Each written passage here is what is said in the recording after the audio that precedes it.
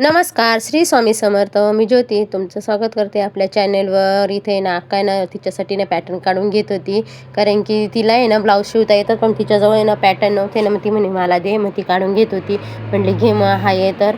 आणि इथे आहे ना समीक्षाचा डान्स पण होता आहे ना, मग तिने मस्त मेहंदी काढलेली होती. तिला आहे ना शाळेत जमाता पण बनून जायचं होतं ना, म्हणून ती म्हणे काकू मग उद्या ये माझ्या शाळेत, उद्या माझा डान्स आहे. म्हणजे नक्की, पण वेळ काही मला भेटला नाही जायला. आणि इथे ना माझी मामी पण आली. ती माझी सर्वात मोठी मामी आहे आणि तो ब्लॅक शर्टवाला आहे ना, तो माझ्या मामाचा मुलगा आहे मोठा. आणि त्या आहे ना अशा कधी कधी मला भेटायला येतात, जवळच राहतात ना, त्याच्यामुळे ना त्या नाशिकला जाताना नाही येतात मला पण भेटायला. आणि असं त्यांनी शेतामध्ये काही केलं ना, त्या घेऊन पण येतात. म्हणजे वांगे टमाटे वगैरे असलं का त्या घेऊन येतात. त्या म्हणतात चल हाय जवळ, म्हणून लांब असते तर तुला कुठून देणार आहे. आणि खरंच अशा जवळ असल्या का फायदा पण असतो, कारण की भेटायला पण येतं. आणि मोठी मामी ना मला नेहमी येते भेटायला. 15 दिवसातून 20 दिवसातून अशी 15-20 दिवसांनी ना येतच राहते. आणि मग ती आली का काही ना काही घेऊनच येत राहते. आणि त्यांची मुलगी पण इथं गावातच दिलेली ना, त्यांना त्याच्याकडं पण जायचं. त्यांना खूप आग्रह केला जेवण जा, पण ते काही थांबल्या नाही. आणि इकडं दळण पण चालू होतं एकीकडे.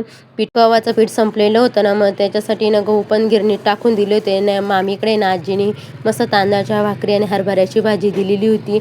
आजीला एक दिवस मी म्हटली होती ना मला हरभऱ्याची भाजी दे, तर तिने बनवून आणि तांदळाच्या भाकरी पण दिल्या आणि वाळून पण दिल्या आणि थोडी ओली पण दिली. हरभऱ्याची भाजी नाही कधी भेटत नाही खायला, कधीतरीच भेटते. हा आहे ना दुसऱ्या दिवशीचा व्हिडिओ आहे. दुसऱ्या दिवशी ना गावात आमच्या इथे ना पालखी आलेली होती.